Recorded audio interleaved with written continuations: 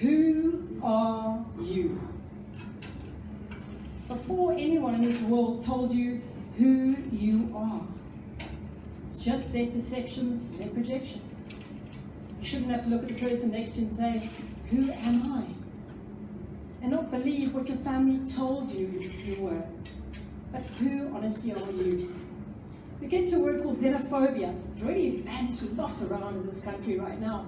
It really is a fear, an irrational fear, of that which is unknown and foreign to you.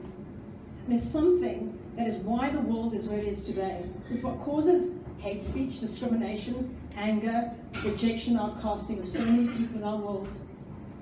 And when you look at life, the most exceptional people who have walked in our life are those that have been through a very hard existence. These are people who've been outcast from humanity. They've been sidelined, they've been rejected, left by their families. But they're the people that ask the questions. They're the ones that stand up and fight for a new life. When you are born perfect. You get that slap on your back, take that first breath, and that's where it all starts. This is where it all starts. The pictures, the visuals, the words, the conditioning. Be this, do that. You're not good enough. And we attach ourselves, labels onto ourselves. Lots and lots. I am my star sign. I am the car I drive. I am a wife. I am a great father. I am a good child. I am an academic. I'm a sports person. I'm a line sport or whatever. At the end of the day, the thing we want the most is we want love. This is what everybody in the world wants, even your criminals in prison. They want to be recognized and acknowledged and loved. And that's what we search for. And when we don't get that, it is almost torture in our own families. So we are desperate to keep up and to keep that love flowing in, only by doing what others want. I grew up in a picture-perfect white picket fence house. Perfect on the outside. On the inside, it was wrought with abuse. Serious abuse. And you were given a book when you joined my family. You will become this, you will do that. And if you don't, you will be punished. And you will be outcast. So when I got to 15 years old, I did the one thing my family absolutely dreaded. I fell in love with a girl. This was in 1983. By 1985, I'm on matric year, and my school decided that it was unlawful. It was in our country. And while we were under surveillance, where our life was made misery, we were put through absolute agonizing hell.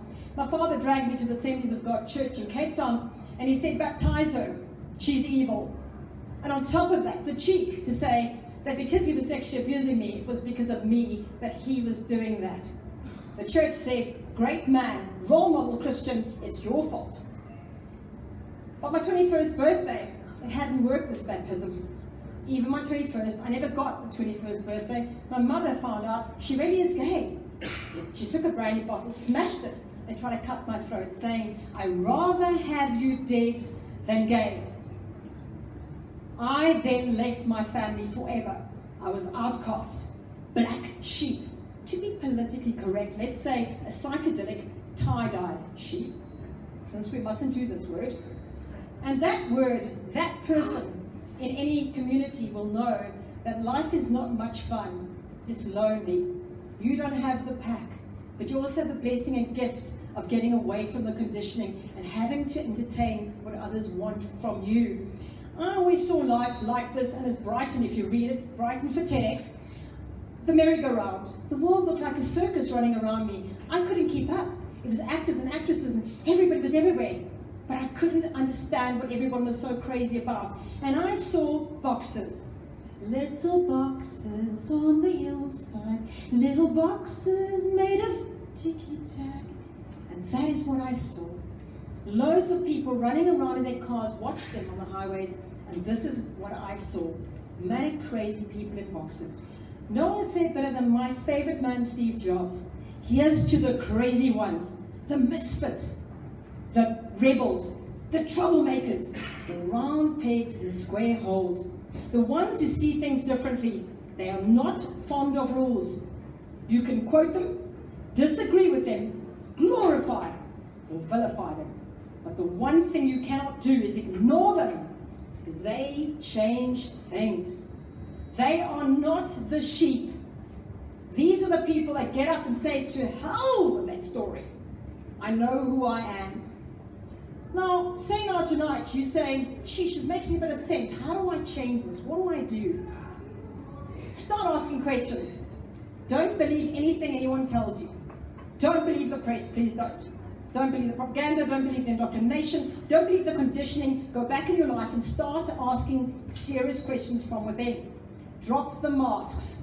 We've attached masks in order to appease and to fit in and to people please and to feel like we kind of belong to something, and we've just got layers and layers of masks, and in this group with this person and that person with there, and we've changed our masks and we are so busy changing it, we're exhausting ourselves.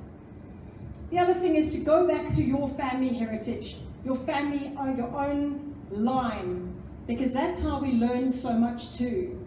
My grandmother, my father said that. It's genetic that I've got a hip disorder. It's in my blood type that I do this, or the way that I feel. So you need to go back and start working through that too, and find out your own identity. You're not your family, you're yourself. Become the warrior in your own life. Go back and say, I'm in charge of my life. I'm the master of my own destiny. This is me. And I'm taking my power back and my strength back from anybody that's ever told me otherwise. I am in charge.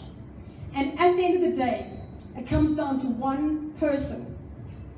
You can carry on this world being bamboozled by everybody else, but it comes down to you. What are you going to do about changing the world for the better? Do you want to leave a legacy for the generations to come? Are you proud of today? It starts with you.